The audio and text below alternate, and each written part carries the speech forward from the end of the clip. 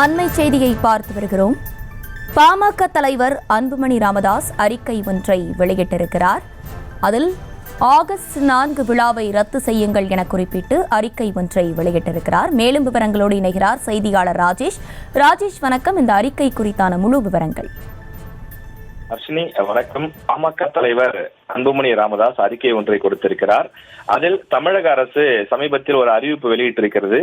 100% தேர்ச்சி பெற்ற தனியார் பள்ளி ஆசிரியர்கள், தாளாளர்கள், அந்த பள்ளியினுடைய முதல்வர்கள் ஆகியோரை அழைத்து பாராட்டு விழா நடத்தப் போவதாக அறிவித்திருக்கிறது. இந்த விஷயத்திற்கு பாமக கடுமையான எதிர்ப்பை தெரிவித்திருக்கின்றது.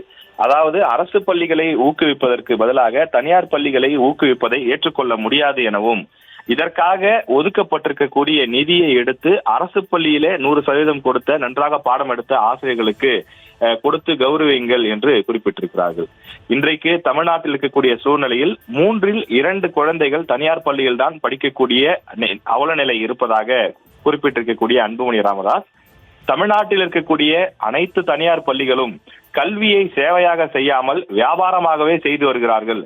அப்படி வியாபாரமாக செய்து வரக்கூடிய அவர்களுக்கு எதற்காக பாராட்டு விழாவை தமிழக அரசு பணத்தை எடுத்து செலவு செய்ய வேண்டும் எனவும் அவர் கேள்வி எழுப்பியிருக்கின்றார்.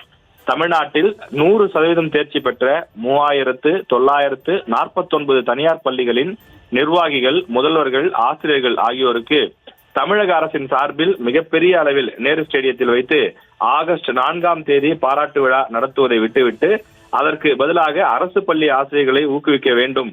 அப்போதுதான் அரசு பள்ளிகளின் கல்வித்தரமும் உயரும், அரசு பள்ளி ஆசிரியர்களின் அந்த ஆர்வமும் உயரும் என்று அன்புமணி ராமதாஸ் குறிப்பிட்டிருக்கின்றார். தொடர்ந்து தமிழக அரசு இந்த விழாவை நடத்தினால் அது மிக மோசமான முன்னுதாரணமாக அமைந்துவிடும் என்றும் அவர் விமர்சனம் செய்திருக்கின்றார்.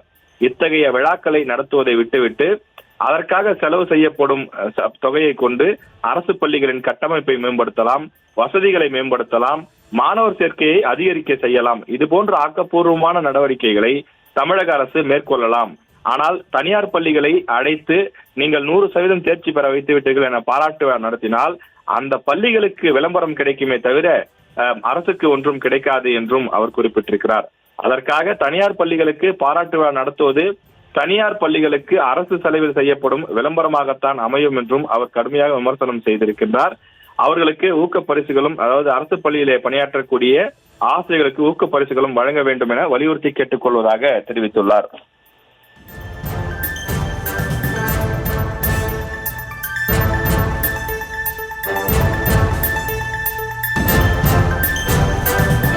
விவரங்களை வழங்கியமைக்கு நன்றி ராஜேஷ்.